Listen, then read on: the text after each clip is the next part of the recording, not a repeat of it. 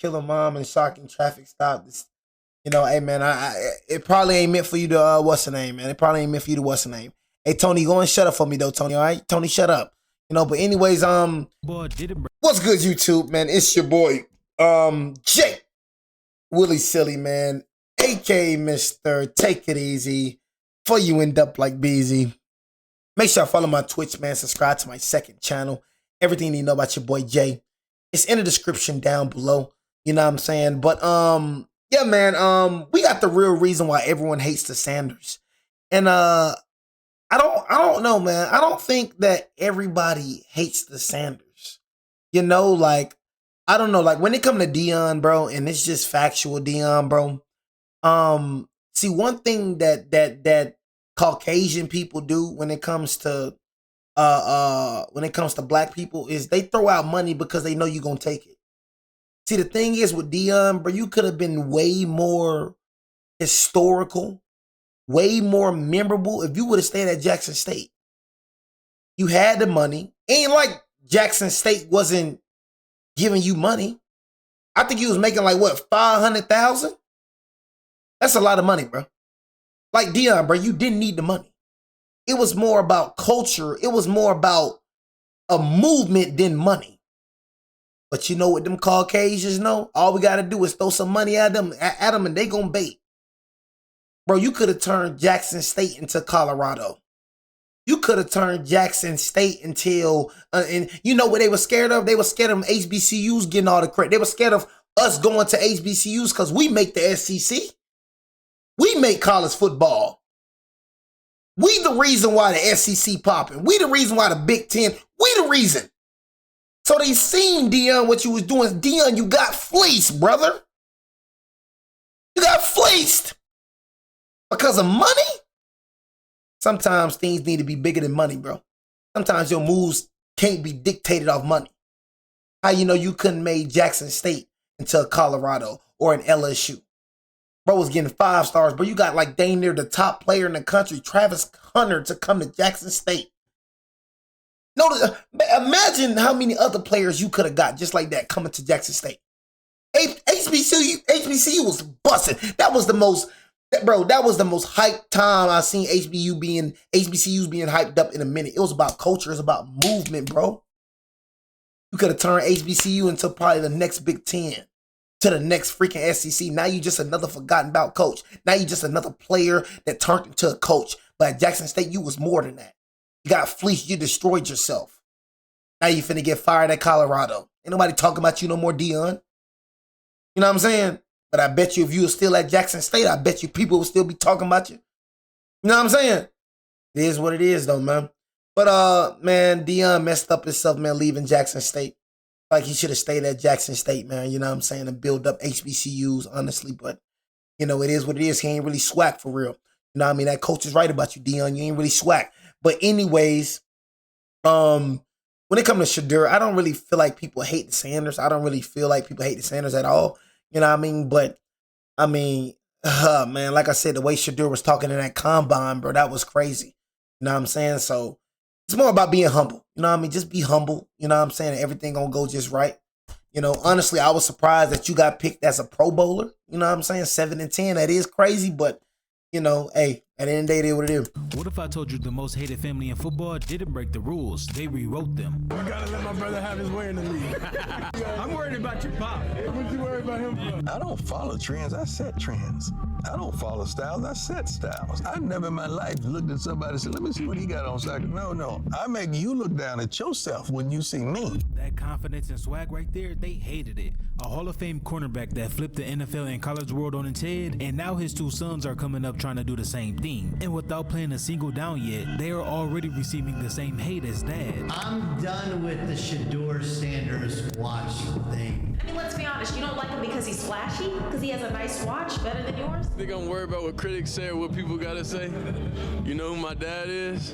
They hated on him too. This isn't a story about football. It's about pride, pressure, and the price of being loud in a game built built on silence. This is how the Sanders became the most hated family in football. But first, we must go back to the beginning. When I came out of college, I had a choice to be wholesome, say what the fans, audience want me to say, or be me. And I was going to be me. I was going to be real. Gotta respect that. When Deion Sanders hit the NFL in 1989, it wasn't just another rookie entering the league. It was an event. A 22-year-old kid dripped in gold chains, rocking his own tracksuit, and already talking about himself in third person. And one thing I love, bro, more than anything is somebody gonna be himself. Even though, you know what I'm saying, I don't agree with being flashy and all that, you know what I'm saying? That's Deion, though. You know what I mean? It don't matter what I think, that's Deion. You know what I mean? Deion gonna be Deion. So I just like that. I just like that he is self. You know what I'm saying? Ain't gonna let nobody else change him. That is the most... that's bro. I love people like that. I just love people who gonna be themselves regardless of what people think. You know, whether you being laughed at or mocked at. You know, we got this world is so, you know what I mean, built on being the same. Everybody want to be just like each other. You know what I mean? When you come across somebody that's willing to be themselves, whether they're laughed, mocked, talked about, you know, don't let other people's opinion change the way they look at themselves, bro. You know, I admire that, bro. Prime time. This wasn't just a nickname, it was a brand, a lifestyle, a warning shot, and about how he got this nickname goes back to his high school days. You gotta earn your nickname, you know what I'm saying? So I earned the right to be called Prime in high school, man, back in, I think it was 84. And I dropped like 36 that night, had a couple dunks back to back, and one of my homies said, hey, Prime, hey, Deion. I said, what's up, man? He said, you prime time. I said, yeah. This man hadn't played a single down yet, but you knew he wasn't here to blend in. He was here to take it over. But I was kind of scared. I thought Detroit was going to take me. I would have asked for so much money that I had to put me on layaway. And almost immediately, the hate started brewing. Old head players, coaches, and fans hated everything about it. See, the NFL back then ran on a tight ship, something called respect for the game. You scored a touchdown, you handed the ball to the ref and jogged back to the sideline, and act like you've been there before. That was the code. But see, Deion, he brought something new to the game. He was dancing, strutting, high-stepping into the end zone with his gold chains flashing under the stadium lights. To the old traditional players, they saw a kid who cared more about making himself the show than the game itself. And it wasn't just the dancing, it was the headlines, the magazine covers, the interviews where he flat out said he was built different. Veterans were hating as they watched Deion soak up all the attention like a rock star. Some coaches thought he was a locker room cancer. Even players openly called him selfish. It wasn't enough that he was good, and he had the audacity to let you know that he knew he was. I built this, and this is my house. I don't care if I'm with the Falcons or not. This is my house, and this will always be my house. And that right there made people hate him even more. But just when the football world thought they seen enough, Deion flipped the script again. Not content with dominating one sport, he decided to chase baseball at the same time. One week, he's picking off passes and dancing into the end zone. Then next, he's stealing bases in a Yankees uniform. Some players lost their mind. You can't truly love football if you're a part-time baseball player, they said. He's not serious about either one, but Deion did. Folk be hating, boy. I'm saying, but folk be hating, boy. No cap. Boy be hating. You know what I'm saying? Straight up. Now you got freaking, they're confident. You know what I'm saying? That's what it is. He ain't cocky, he just confident. He feel like this is his house. I feel like this is my house. You know what I mean? Straight up. Feel like it's my dang house. But people that don't got confidence in themselves, they mistake it as cockiness. You know what I mean? Like, I ain't gonna lie. Nah, I'm gonna keep it real with you. Like I said, when it came to Shadeur, I got confidence in myself as well. I ain't gonna lie to you, bro. You know what I'm saying? But when it comes to Shadeur, I ain't gonna lie, bro. You kind of was being cocky. See, I can know the difference between confidence and cocky. Like what Primetime saying right now ain't really cocky to me. You know what I'm saying? It's just confidence. I ain't gonna lie, bro. Like with Shadeur, bro, you was kind of being a little cocky in the combine. You know what I'm saying? Sometimes you gotta know what to say, and you know you gotta know when to be quiet and when to talk. You know what I'm saying? But be yourself for sure, Yola. You know what I'm saying? But yeah, it's a difference. You feel me, between confidence and cockiness. You know what I mean? But you know, for me, I like a person that's confident because like I'm gonna keep it real, bro. I feel like people be thinking you crazy when I feel like when it come to me boxing, people think I'm crazy when I be like, man, ain't nobody better than me in this dang world. That's how I genuinely feel. People like, bro, what? You know how people be like that with you, bro? You feel like nobody better than you, bro. You probably a basketball player. You don't feel like LeBron James better than you, do you? You know what I'm saying? You don't feel like nobody better than you in the world. And then people gonna look at you crazy. You know why? Because they ain't got the confidence in themselves. But bro just said man, you ain't better than me, bro. You gotta show me you better than me, bro. You a human, bro. You think I'm finna say another human can knock me out? I don't think Floyd Mayweather can beat me. Oh, no, I don't think Muhammad Ali can beat nothing. You got to show me you can beat me. You think I'm gonna say, oh, another man can knock me out? You got to show me, bro. I stand here right now with Floyd Mayweather, bro, coming at you, bro, straight up like any other man. You have to knock me out. You have to show me, homie.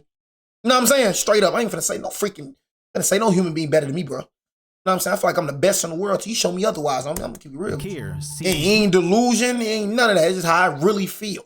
I really feel this way. He was a kid from the inner cities of Word up. Myers, Florida, that grew up with a single parent mother. I mean, he was trying to make the most money as possible to take care of his people and himself. Oh, you guys may think I'm crazy, but to tell the truth, I really don't care. I'm going to play football or baseball, and I'm going to play both, and I don't know which one's going to get the priority. I really don't care because I love my teammates in football, I love my teammates in baseball, and I'm going to be happy.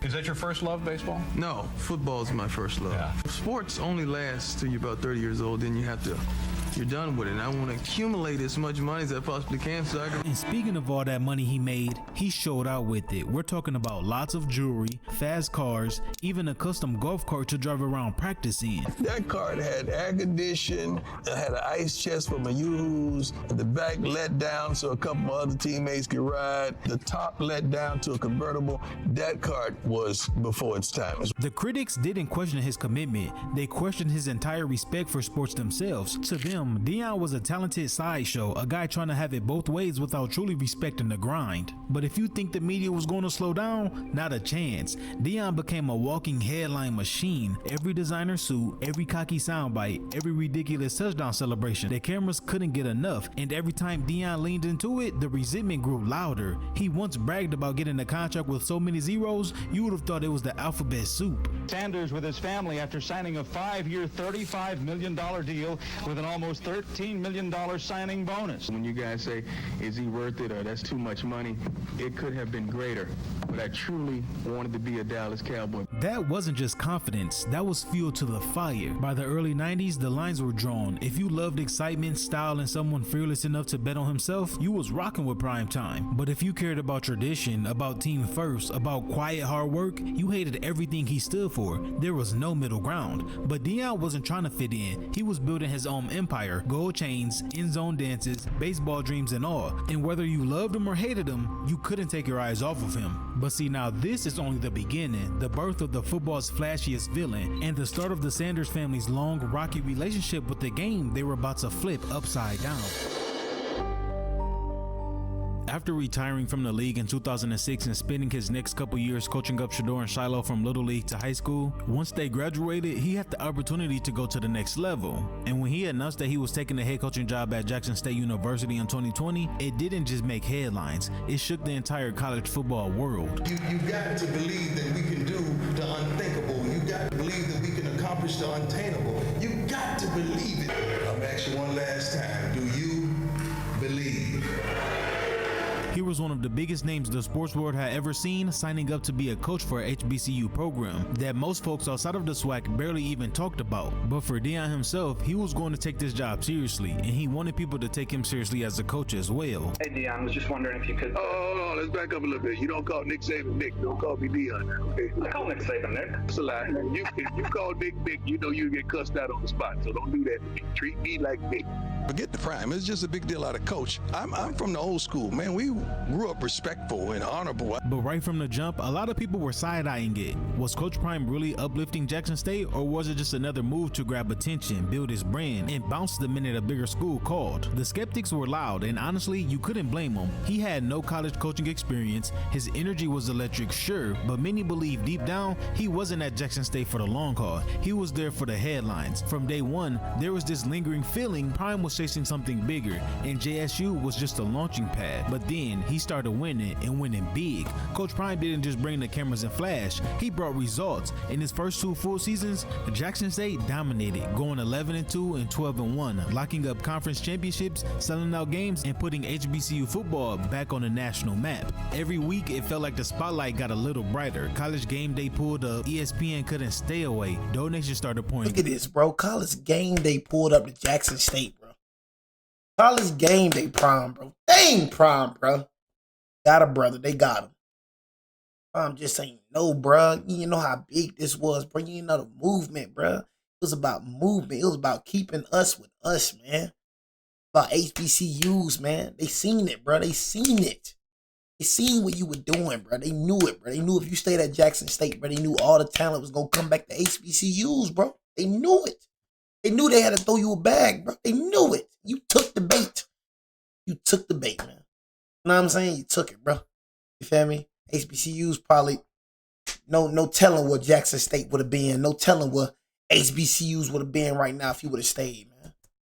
But with all that success came more hate. People who once said he wouldn't win started moving the goalposts. Sure, he's winning, they said, but is it about the school or is it all about Prime? The better JSU got, the louder the whispers grew. Is he building up the program or is he building up his next big move? And if the haters were mad before, oh, they really lost their minds about the Travis Hunter news. See, if you didn't know already, in 2021, Deion did the unthinkable. He flipped Travis Hunter, the #1 overall recruit in the country, away from Florida State, his own alma mater, and brought him to little old Jackson State. And it was one of the biggest recruiting shocks the college football world had ever seen. 5-star recruits didn't go to HBCUs, period. At least, not until Prime made it cool. And man, the backlash was nasty. Analysts cried foul, accusing Deion of using his fame to steal talent from schools where players were supposed to go. A rule right now that says you cannot use name, image, and likeness to entice a player to come to your school.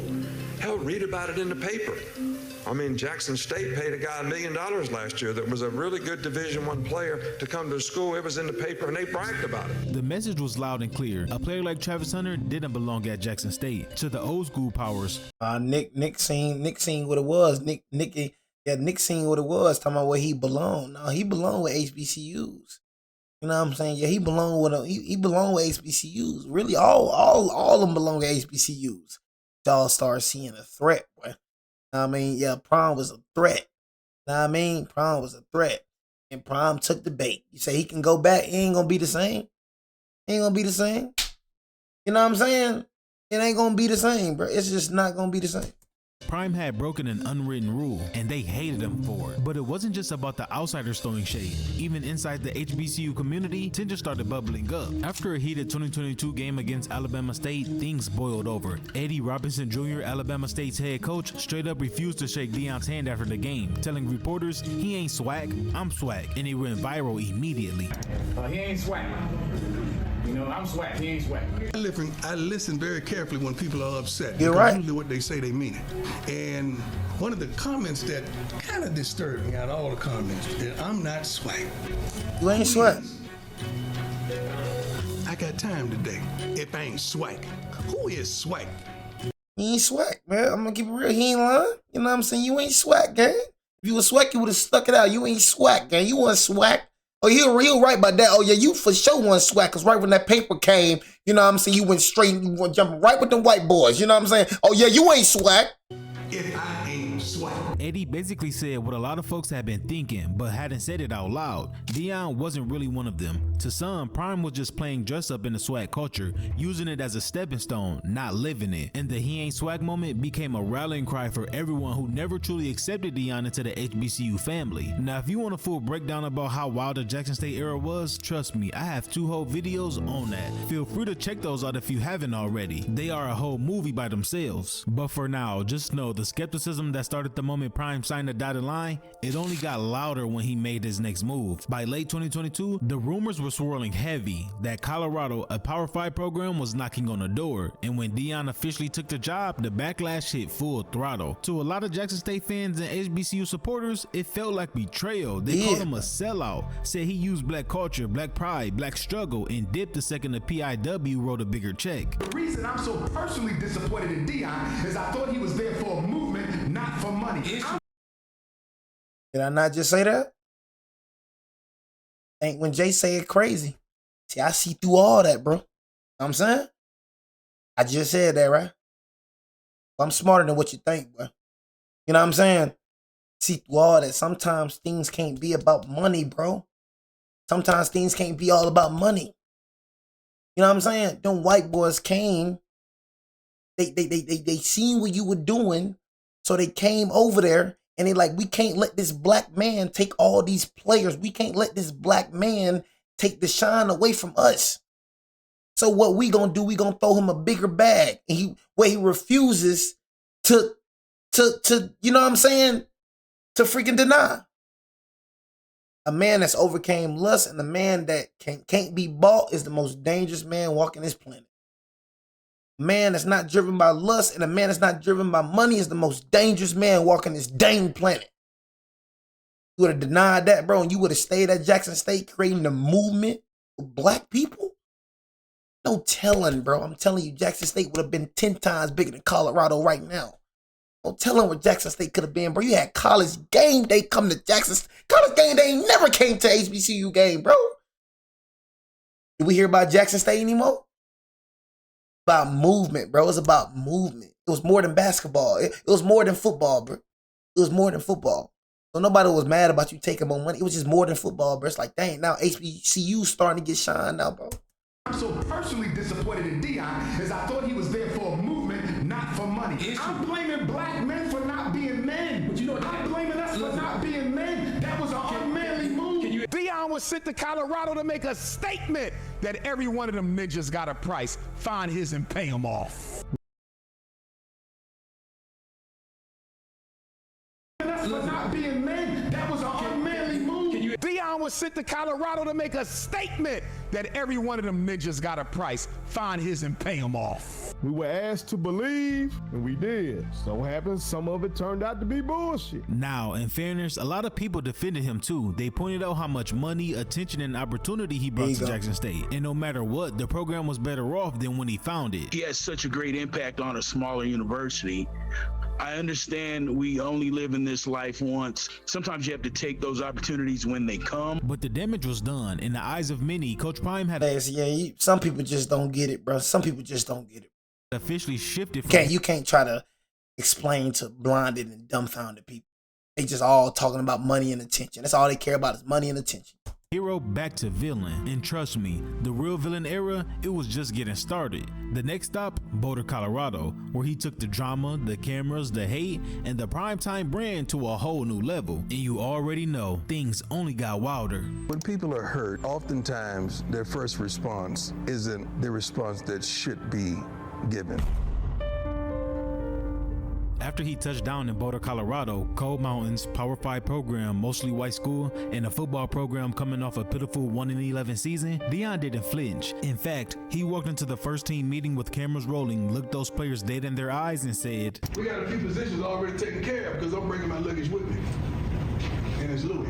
In translation, none of y'all are safe. And just like that, the prime effect took hold. What followed was the most savage roster purge college football had ever seen. Nearly 70 players gone from the team, gone from the locker room, gone from the school. Coach Prime didn't just rebuild, he detonated and started from scratch. To his supporters, it was bold leadership. To his critics, it was cold, calculated, and proved that Deion didn't care about young athletes unless they could boost his brand. Old school football folks were appalled. This ain't how it's done, they said. But Prime had never played by their rules anyway. And just when the critics were getting comfy, Colorado started winning. Like I said earlier, if you want the good side of things, go check out these two vids. When Colorado beat TCU, I think that was the year after they went to the national championship, if I'm not mistaken. When Colorado beat TCU, man, you going inside the barbershop. That's all my people playing. That's all my people playing, bro. I go inside the barbershop, bro, get my hair cut, Colorado game on. But I ain't gonna lie, bro. That probably was, I'm gonna give it to Deion, bro. That Colorado era, bro, was probably one of the best eras in college football. You know what I'm saying? Straight up. You feel me? That Colorado era, bro, I don't think no college, bro, I don't think no college had more attention on them than Colorado ever did. You know what I'm saying? I don't care about it. I'm just keeping it real, bro. Alabama, we go from Alabama. We can go from Auburn, Georgia. I don't think everybody was watching. I'm telling you, man, it's like everybody in the world was watching Colorado. Telling you, Deion was the talk boy, college football, boy.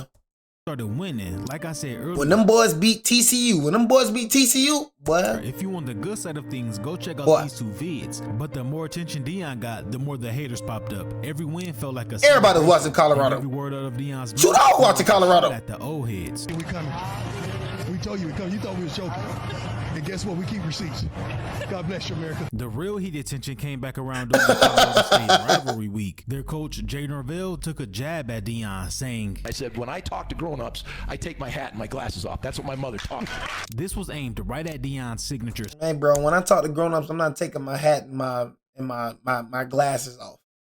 You know what I'm saying? I don't give a dang about what you talking about, homie. I'm not gonna sit up here and act like I'm taking my hats, my glasses off. See, humans love trying to make up things and try to, oh yeah, man, this is respect and all. Man, look, man, respect. I'm giving you respect, bro.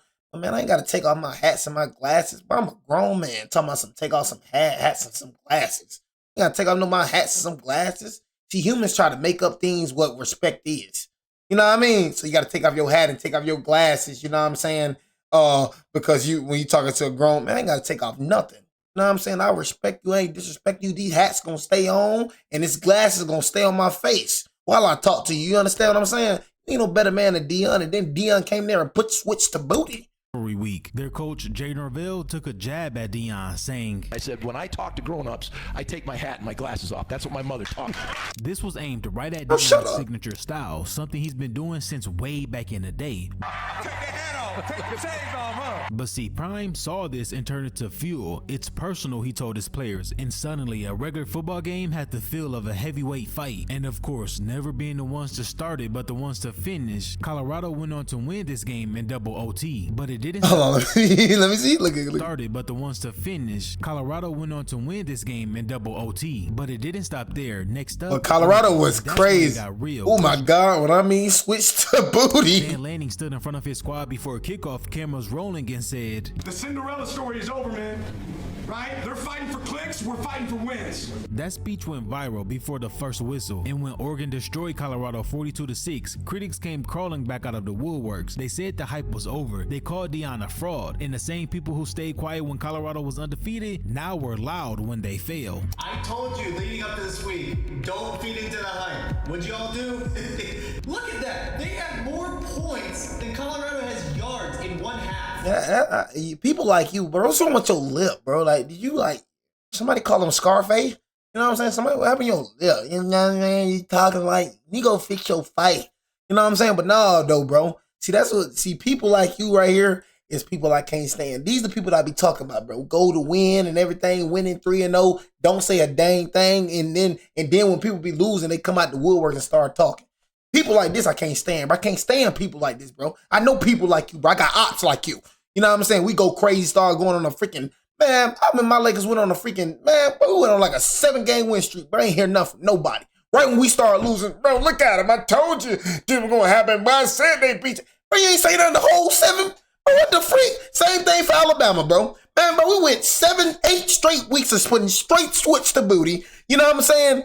Right when we lose, bro, I told y'all some frauds, bro. Man, I don't take people like this. You need to fix that scar on your face because your lip like this. On my lip like this. You know what I'm saying? You need to fix that scar like somebody came across your face with a hook or something. Look at that. They have more points than Colorado has yards in one half. From that point on, the hate was turned up to 100. Every loss got more coverage than every win. Every press conference became a landmine. Local reporters started beefing with Deion. He even banned one from asking questions. Writers calling it the Prime Circus. To them, Deion wasn't coaching a football team. He was running a show, and he was the star. But one thing stayed consistent through it all. Deion defended his family. When people criticized his sons, Shadeur and Shilo, Deion fired back. He was protecting them publicly, loud, and sometimes even emotionally. And look, on one hand, that's what a good father does. I'm sure we all have heard or saw how LeBron checked Stephen A about. Man, he could check whoever, man. He talk about a little sorry, boy. I wish you would have checked me like that. I ain't gonna lie, bro. We would have taken the back, real talk. Check nobody for talking about your little sorry old son. He gonna be on my team. When daddy gone, son gonna be gone. Bronny this past NBA season. But on the other hand, it gave critics ammo. They said it was nepotism. That Prime couldn't take real criticism. Every time Shadeur held the ball for too long or Shilo missed an assignment, the blame went anywhere else. Then the narrative started to shift from Coach Prime gets building something to Coach Prime just wants to protect his own. To some, he was the revolution college football needed. Bold, unapologetic, transformational. But to others, he was tearing down tradition with a smile in the camera crew. But love him or hate him, one thing was undeniable. He changed the game. He flipped the model, and he brought the NFL energy to the college sidelines. And wherever he went, everybody had something to say.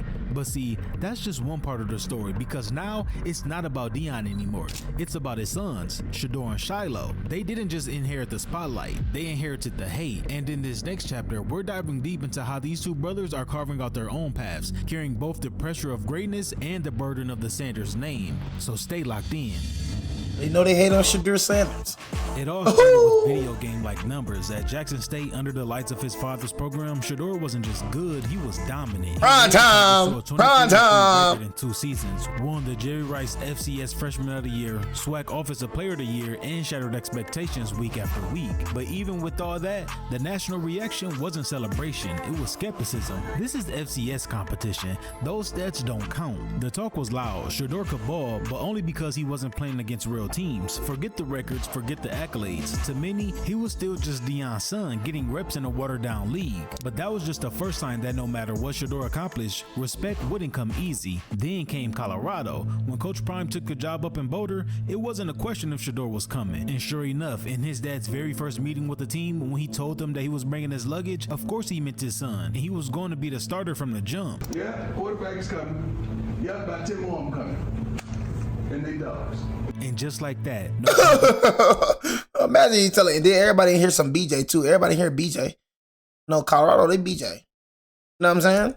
Of course he meant his son, and he was going to be the starter from the jump. Yeah, quarterback is coming. Yeah, about 10 more of them coming.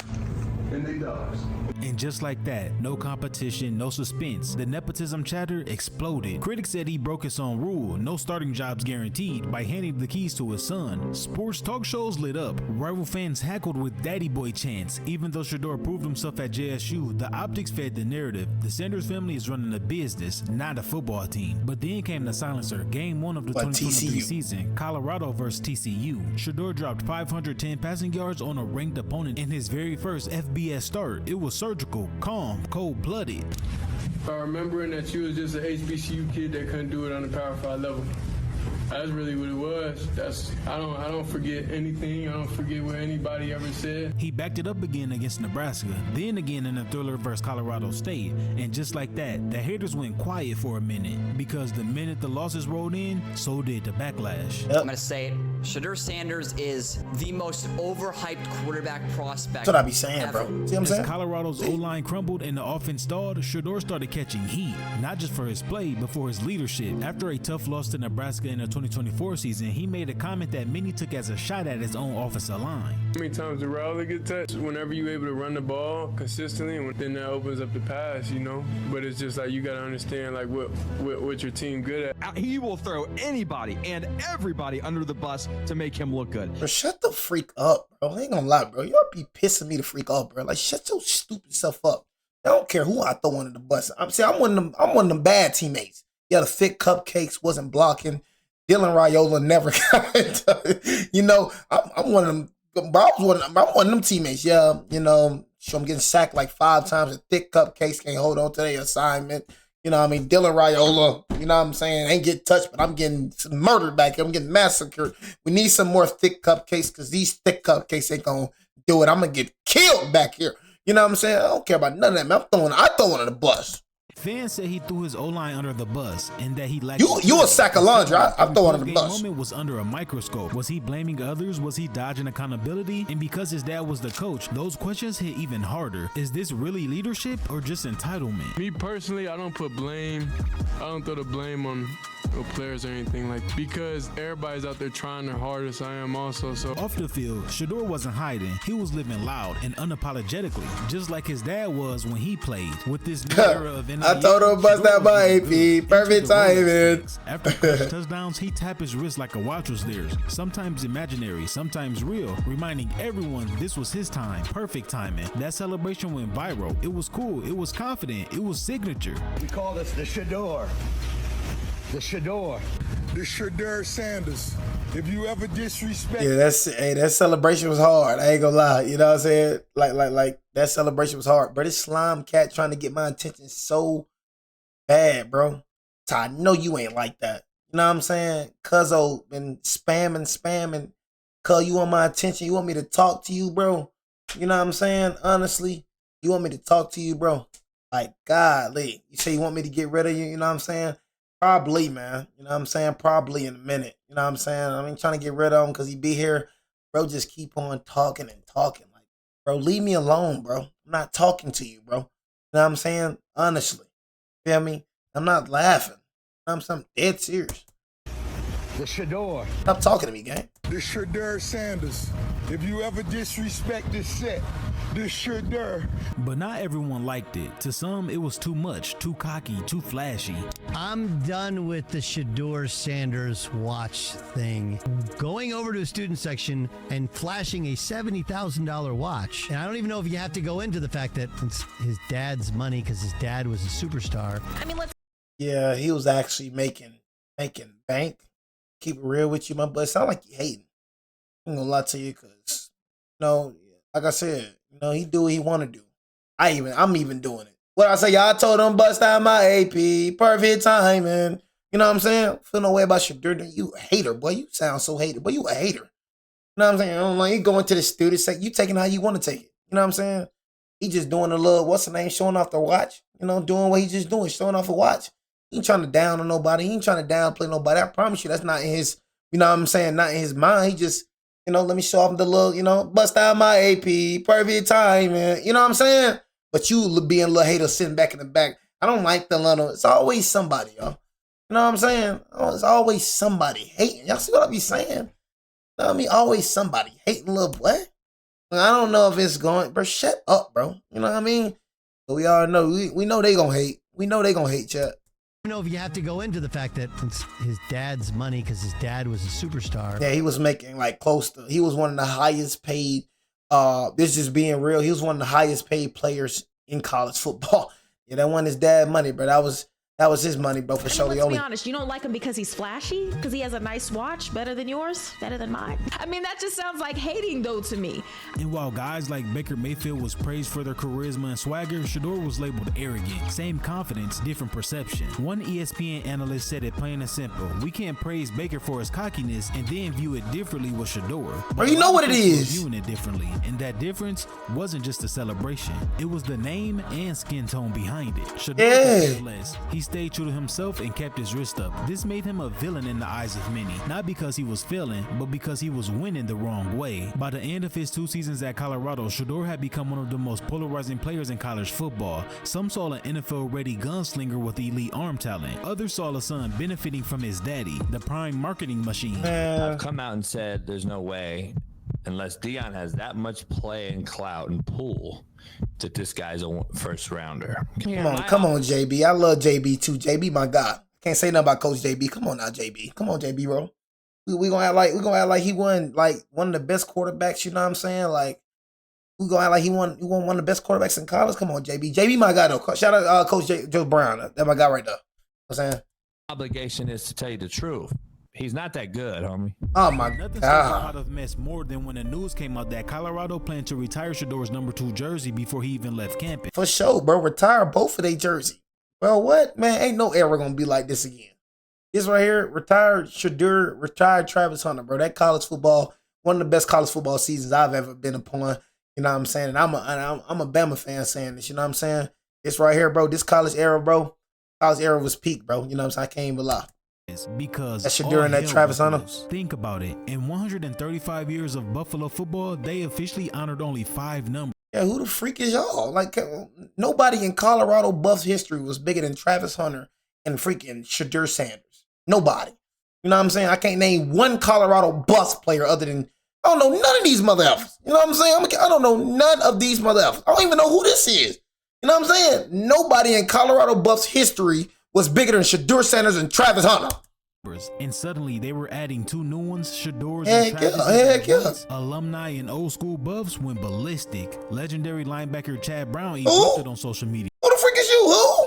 Chad who? Brown. And old school Buffs went ballistic. Legendary linebacker Chad Brown erupted on social media. If players from the 1990 national championship team hadn't received such an honor, this erases their greatness. The whole thing smells. Who are you? Prime's marketing a fast-forwarding legacy to feed hype. Deion even had to address it directly, saying if his last name wasn't Sanders, we wouldn't even be having this discussion. We talking about Shadeur. We ain't talking about nobody else. About his last name wasn't Sanders, we wouldn't have this discussion. It's been so many things accomplished at this university expeditiously. It's been unbelievable. He knew what everyone was thinking. Shadeur's accomplishments on the field were real, but the timing of this honor felt like a product placement for the Sanders brand. If I threw the ball every fucking down in college, I would break records too. In the end, the Jersey saga JB, fit exactly the narrative his critics feared, that his reputation was being inflated as part of the primetime show and not just earned by his play. While most of the headlines were aimed at QB1, his older brother was quietly building his own reputation. Yeah, it's one band, one sound. You know what I mean? That boy right there built like a sack of laundry. He doing YouTube now. He's a YouTuber. Hit, one smirk, one soundbite at a time. If Shadeur was the face of the offense, Shilo was the pulse of the defense, and he came with that same unmistakable prime DNA, confidence, flash, and no interest in keeping quiet. From day one, Shilo played with an edge. He trash talking warm-ups,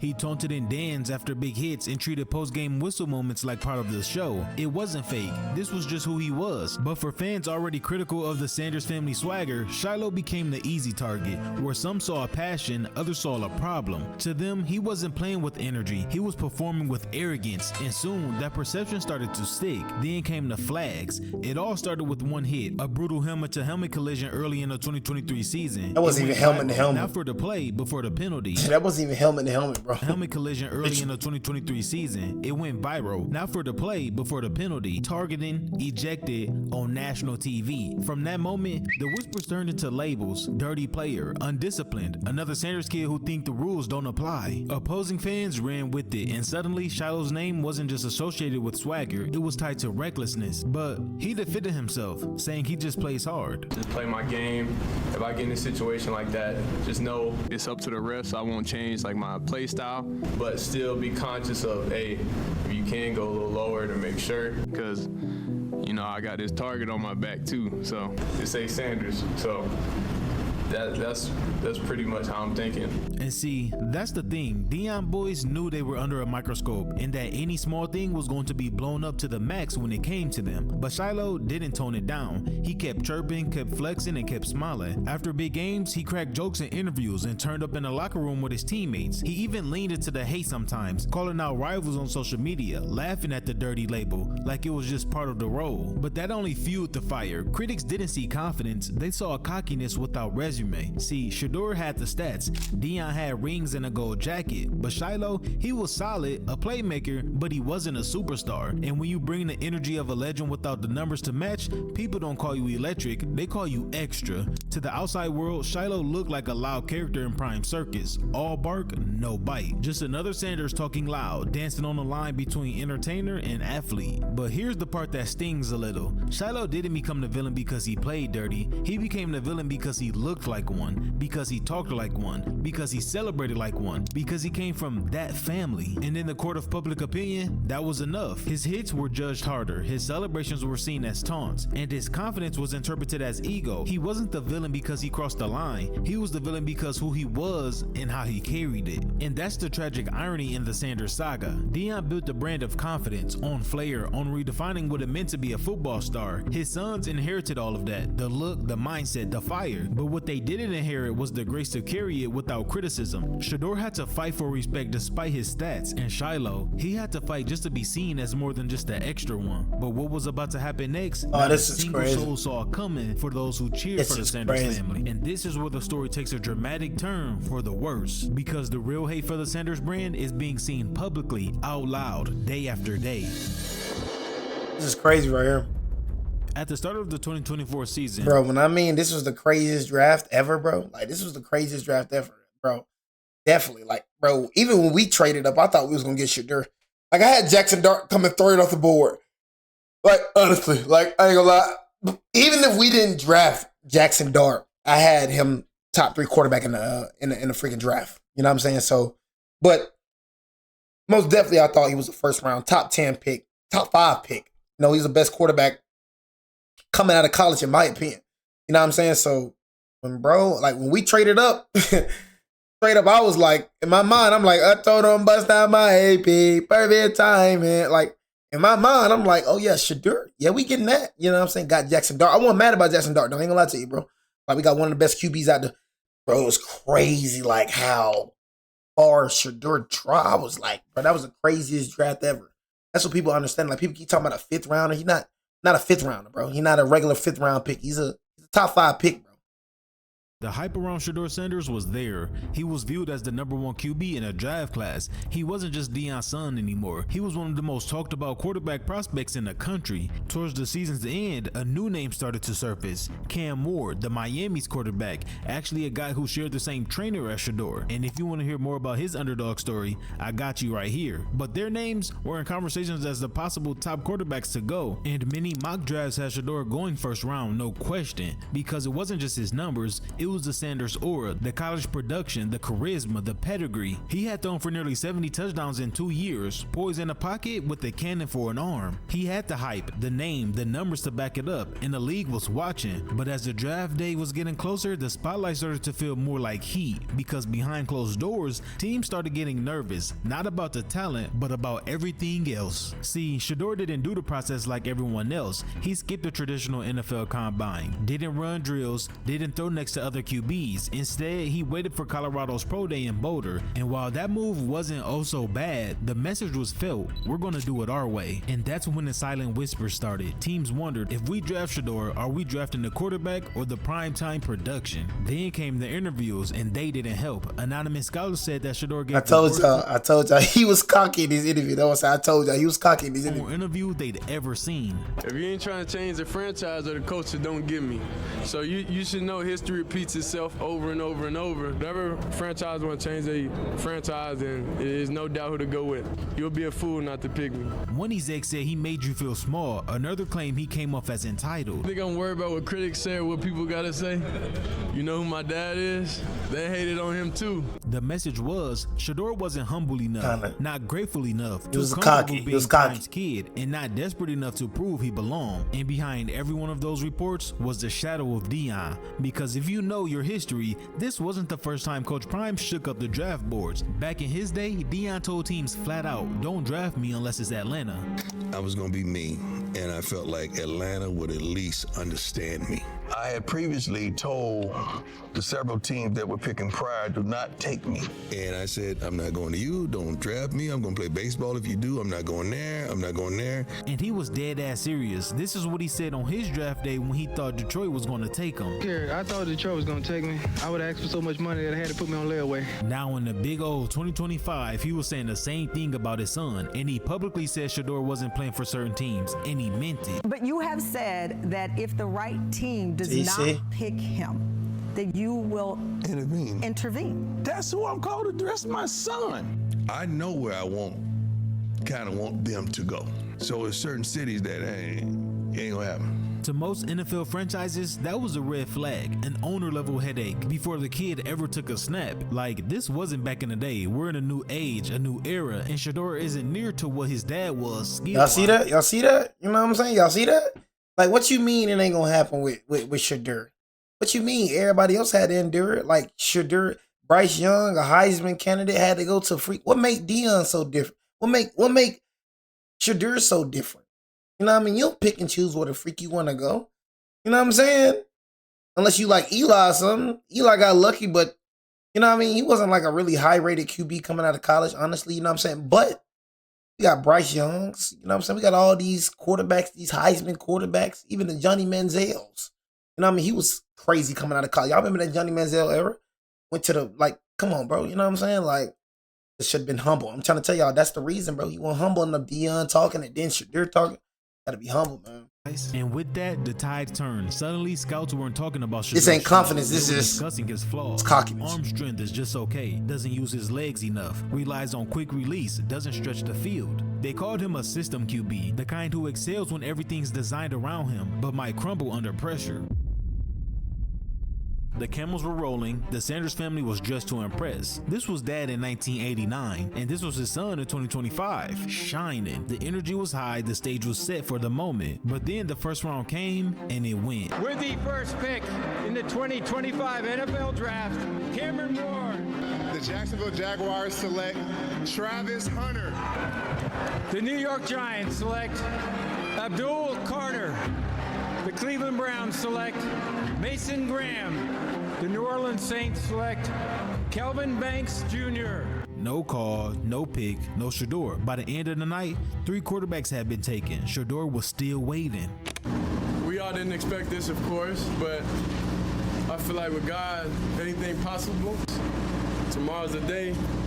We're going to be happy regardless. Legendary. Round 2 came the next day. Then round 3, still nothing. Every time a quarterback needy team went on the clock, the draft room got quiet. You could feel the tension rising. Deion pacing, Shadeur forcing a smile. The documentary cameras caught it all. The pauses, the hope, the pain. And at one point, Shadeur's phone buzzed. Say that one more time for me. This is Mickey Loomis here, GM of the Saints. I'll take you with our next pick right here, man.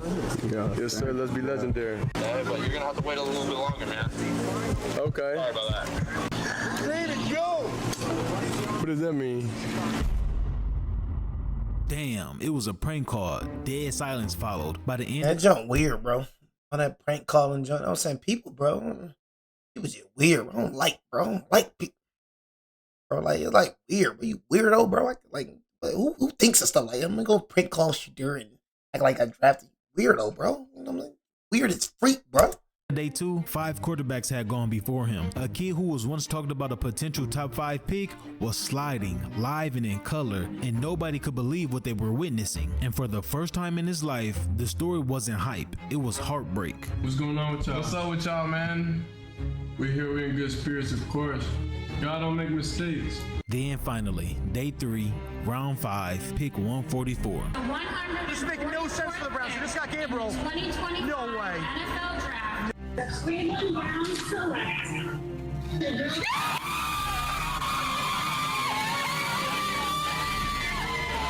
Finally, Shadeur Sanders was officially an NFL quarterback. It was joy, but it wasn't pure. The smiles were real, but behind them sat a bruise. That chip on Shadeur's shoulder, it wasn't new, but it got a whole lot bigger. And for the social media reaction, it was kind of split down the middle. Critics said the NFL saw through the Sanders show, that they exposed the hype, that no amount of flash could cover entitlement when it's time to shake hands with grown men. But supporters saw something else. They called it the steal of the draft. They said falling to round 5 was a blessing in disguise. Less pressure, less noise, a chance to grow, to learn, to prove people wrong the hard way. Because in the NFL, it isn't about how you get there. It's only about what you do once you arrive. The number of where you go don't matter. They didn't become villains because they lost. They became villains because they refused to bow. The saga of the Sanders family isn't built on failure, it's built on dominance. From day 1, they moved loud, proud, and unbothered. Deion danced through the NFL in gold chains and silk suits, then flipped the coaching world upside down with a camera crew and a mission. And his young ones followed the blueprint to the T. Cool under pressure, Rolex flashing, never apologizing for a second of it. Together, they didn't just play football, they challenged the system. And in the sport still clinging to its act like you've been here mentality, that rubbed a lot of people the wrong way. To many, they weren't just different, they were disrespectful. A father coaching his son front and center, a quarterback skipping the combine, a locker room ran like a brand. This image as a tight-knit, high-profile family moving as a unit, breaking traditions, building empires, dominating headlines, made it easy for critics to paint them as the bad guys. But the truth is, they were just being themselves, and that's what really made people uncomfortable.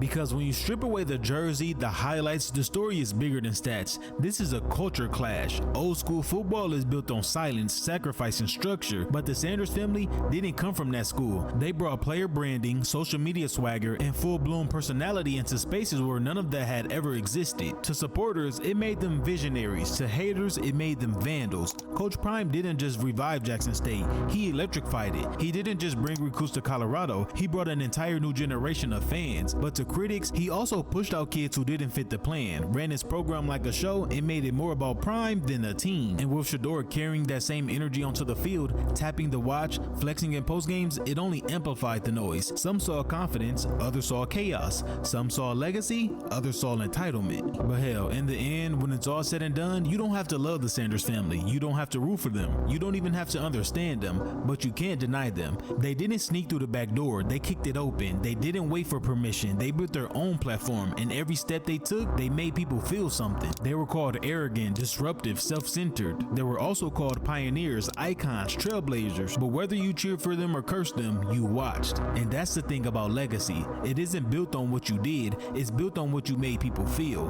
The Sanders family didn't just join the game, they changed it. And whatever comes next, one thing's certain.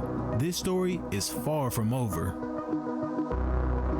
Man, I be doing these videos. You ain't not gonna see nothing. I'm saying new subscribers, you're not gonna see nothing like this with any other channel. I'm saying you might as well just subscribe right now. You're not gonna see this nowhere else. This is one of a kind. This is one in a lifetime experience that you are going to see here. You might as well just subscribe, you know what I'm saying, and like up, you know, because I'm your favorite YouTuber, right? I'm your favorite streamer now. Now I'm your favorite streamer. Now I'm your favorite you. You're not seeing this no more. You know what I'm saying? But anyways, hey man, you know, they probably take that as cockiness, you know what I'm saying? But F how you take it, F how you feel. You know what I mean? That's what I like about the Sanders. You know what I mean? They never apologize. Y'all, have I ever apologized about anything I said? Y'all, have I ever apologized about anything? All the hell that I give, everything, I meant everything I said, did it right? No, I mean, everything I say, I mean. Have I ever said I'm sorry? Heck no. You know what I'm saying? I got banned and then guess what? I came back 10 times. You know what I'm saying? Straight like that, man. That's how it's going to be, and that's how it's forever going to be. People don't like people that be themselves. It is what it is. And I'm going to continue giving hell, and I'm going to continue being me. You know what I'm saying? But anyways, yeah, Tony, man, shut the freak up, man. You know what I'm saying? But anyways, that was the real reason why everyone hates the Sanders, man. I appreciate everybody, man, for freaking joining this stream. Make sure y'all subscribe, turn on the bell, and everything.